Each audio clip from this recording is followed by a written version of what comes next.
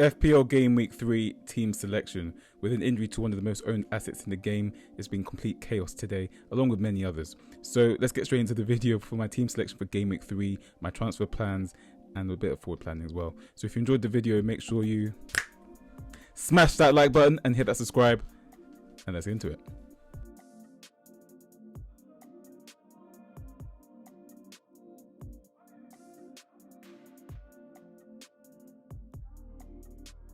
What's up? It's FPL Vert, where arrows go green, but we're yet to actually get a green arrow this season, so only 2 game weeks in, the season is not over yet. But just a review of what happened in game week 2.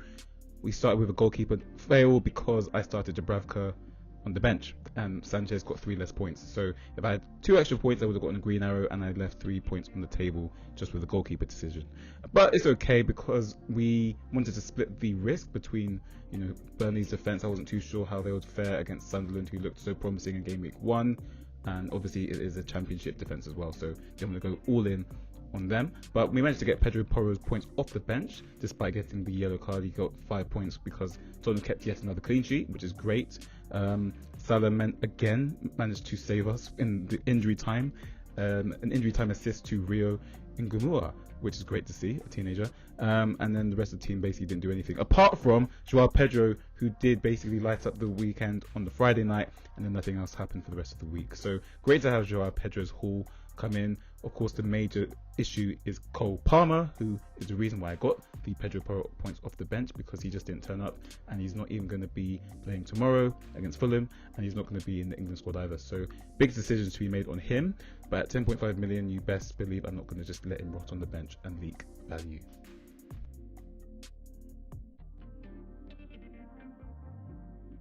So into the game week 3 questions, which is essentially turning into an FAQ for people that are reaching out to me on Twitter, Instagram, YouTube, and my friends that actually have my number that have been pestering me for news forever anyway. But I love it. Keep asking me as many questions as possible. But Enzo Maresca did say that Palmer is not available for tomorrow, so it is sure he has some problems. We need to see day by day, meaning when he can return. So he's not going to be playing tomorrow. He's not going to be in the England squad for the international break. He's not in the best form. He's got 1 goal in open play since January. It's not like their fixtures are the best after the break anyway. It's a very easy sell for me. He's 10.5 million. I don't know what you guys' bench looks like, but for me, I don't even have a captain this week. So I'm taking value out of him and going to upgrade someone else to bring in a good captain. As you can see in my captain ranking. So yeah, very easy decision for me. Other injury news: Ryan Nuri, Pep says that he's fine.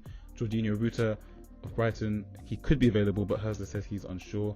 And Sven Larsson Pereira of Wolves says he's dealing with a small injury, and I hope he can play tomorrow. I'm not sure if the injury is transferitis. Maybe he wants to move to Newcastle and he's not being allowed to, so they're kicking up a fuss. Let's see.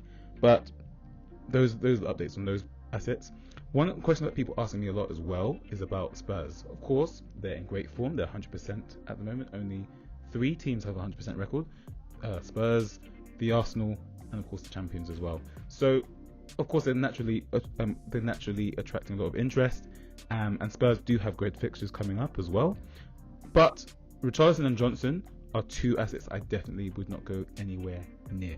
Solanke is definitely in the picture. He's not going to sit on the bench forever. They also do have Champions League that's going to start after the international break, and Johnson, it's widely reported that Spurs are looking for another winger, and they've also just signed Xavi Simons, who could also play. So if you wanted a slice of the Spurs attack, my only person I'd go for would be Mohamed Kudus, and that's it really. And then yeah, game week 3 captain ranking, for me it has to be Wood number 1. I know I had Haaland captain in my free hit and wildcard draft, because if you own Haaland you should go there, but I don't even think City looked that promising, to be honest. And Brighton away is not a better fixture than West Ham at home, in my opinion. And then Bruno's here just as a de facto because, he's on pens and he plays 90 minutes and he takes set pieces. But really and truly, if you look at where he plays in the Man United team, he's playing in the double pivot behind 3 attackers. So I'm not too sure why you want to captain a DM that may be taking the penalty.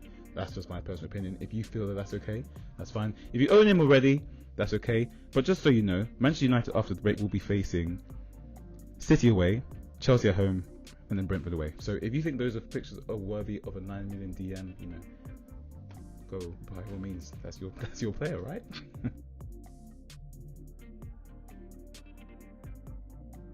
So just a quick look at my free hit that I actually had in a previous video this week. Just wanted to put it in here just in case anyone has got the free hit active. I don't think I've changed. I don't think I will change it because I don't think any news has really changed my thinking. The only thing that has changed is that Wood is now captain because, well, he might be my captain as well. So that's a bit of bias on that side.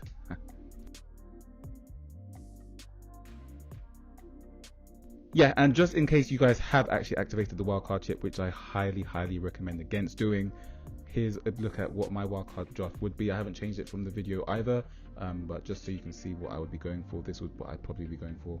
Mainly because it's got Salah and Haaland in it, and I think if you're wildcarding this early for some reason, you definitely need to be able to move across the various price points. And with Wood and Joao Pedro less than 8 million, and someone like Gyökeres is for sure going to become an option, maybe Watkins as well, you need to be able to downgrade somewhere. So I would start with this, with the wildcard, if you have it active, but if you haven't activated it yet, please do not do that.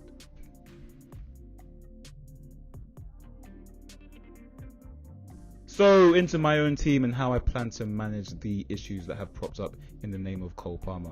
We now have a 10.5 million dead weight because not only does he not return in games like Southampton and Leicester at home, he also does not fit to play. So it's good riddance, goodbye. I probably shouldn't have started with him anyway. I'm very happy to see the back of him, if I'm being totally honest. And it actually gives me the funds to upgrade a position that was not really going to do anything in my team, in Mark Gu.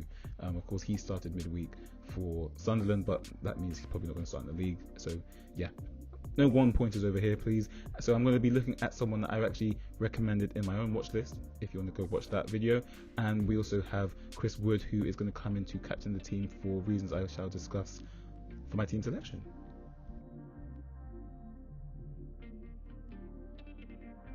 So into the team selection then, and despite getting the goalkeeper choice wrong last week, as well as Burnley away to Manchester United being ranked the same difficulty as Chelsea at home to Fulham, they're both great fixtures according to the FDR, not according to me.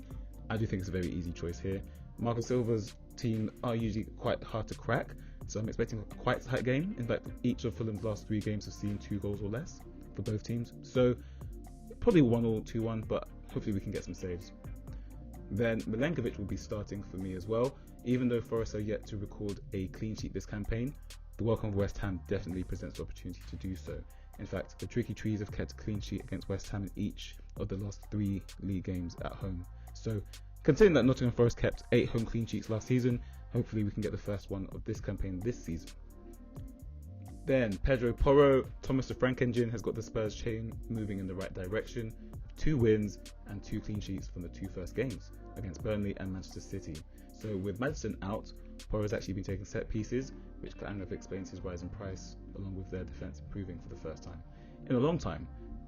No hate, it's just true. Then Patrick Dorgu will be hoping the welcome of Burnley will present the first Manchester United win of this campaign in all competitions, having lost on opening day against Arsenal, drew last week at Craven Cottage, somehow went out on penalties to 4th side Grimsby Town.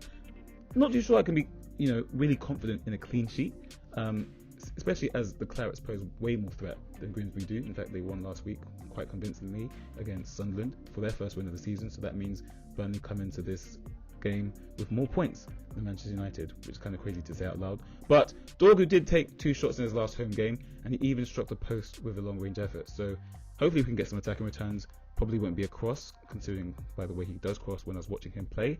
So this is probably actually his last week in my team, given that I'm going to have some funds to do some upgrades elsewhere.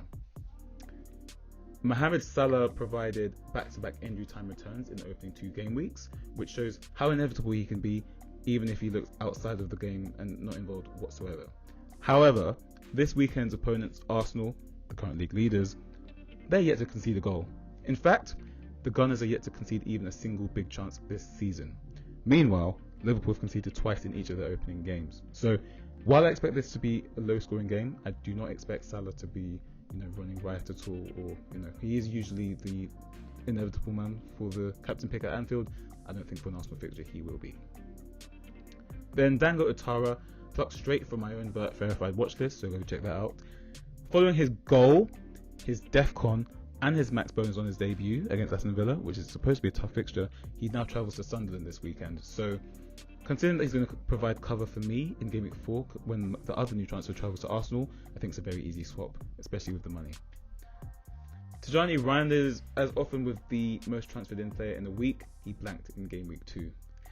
We actually have no clue how Pep will be setting up, but as a trip to Brighton usually reaps a lot of goals because the last 8 of the last 9 games between the Seagulls and the Citizens have had at least 3 goals, we can hope for some returns somewhere. Maybe if Reinders is playing a little bit higher this week, we don't actually know. But at 5.7 million, can't really complain. Morgan Rogers and Aston Villa are actually yet to get going. In fact, they're yet to score in the league. But with Palace racking up extra minutes with midweek fixtures either side of Game Week 2, Villa might be catching them at a good time. Chris Wood, he welcomes West Ham to take the armband. Nottingham Forest have a very positive record against the Hammers. The Tricky Trees have actually won each of the last 4 home games against them. Forest have actually scored at least twice in each of the last 4 league games against them as well. So with West Ham looking out of sorts, suffering 3 straight losses to start the season, conceding 3 in each, and pressure mounting on Potter, and even the captain Jared Bowen having an altercation with fans midweek, I think it's a very easy opportunity here, especially in a week where there's no real good captain if you don't own Haaland, in my opinion. And I still think he's a better captain than Haaland anyway.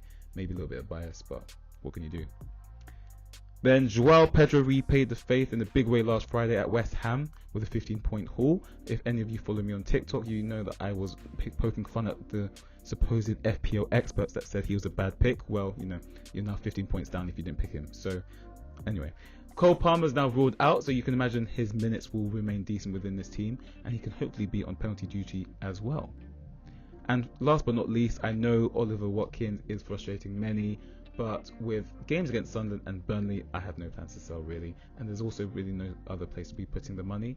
I guess in Game Week 4 you could maybe move to Ekitike, but can't really know that for now because there is still the possibility, though I think it remains unlikely, that Isak will be joining. And I think if Ekitike joins, then it makes... I think if Isak joins, I think Ekitike becomes worse as a pick because he won't be the main centre forward. He probably will play left winger. So let's see what happens with that one.